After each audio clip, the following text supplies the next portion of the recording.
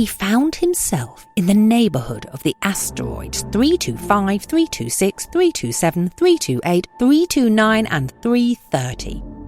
The first of them was inhabited by a king. Clad in royal purple and ermine, he was seated upon a throne which was at the same time both simple and majestic. "Ah, here is a subject," exclaimed the king when he saw the little prince coming. "Approach so that I may see you better." The little prince looked everywhere to find a place to sit down, but the entire planet was crammed and obstructed by the king's magnificent ermine robe, so he remained standing upright. And since he was tired, he yawned.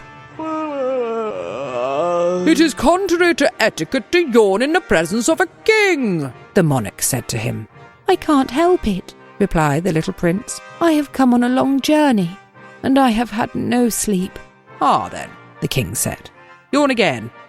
It is an order." Sister Madeline's happy, playful voice called to him once more. "I'm getting rather thirsty up here. Is there some kind of problem?"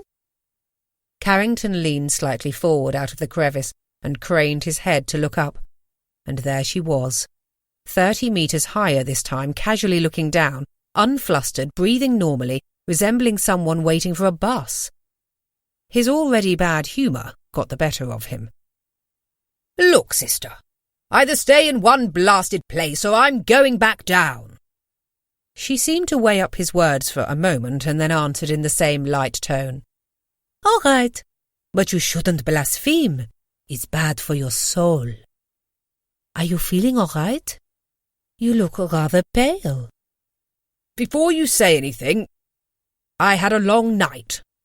Then, as if she suddenly understood the real meaning of what he said, she made an odd guffaw.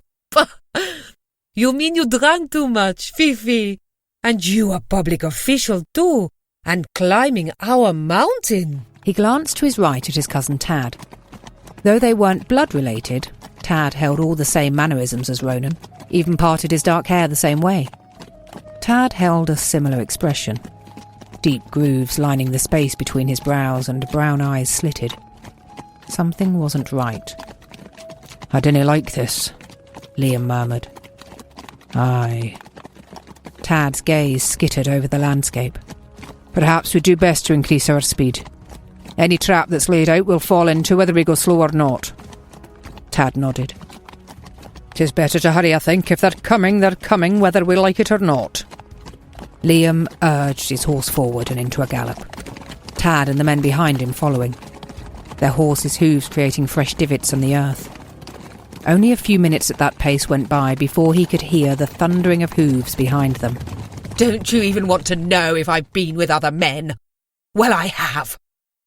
I've let them touch me, let them take me, felt alive with them.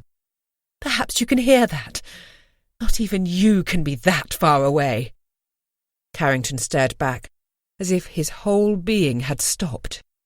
In his unchanged face, only the pupils of his eyes seemed to be alive, bright and indecipherable. They scoured her features until she could bear it no more and shouted at him, "For God's sake, Michael, say something!"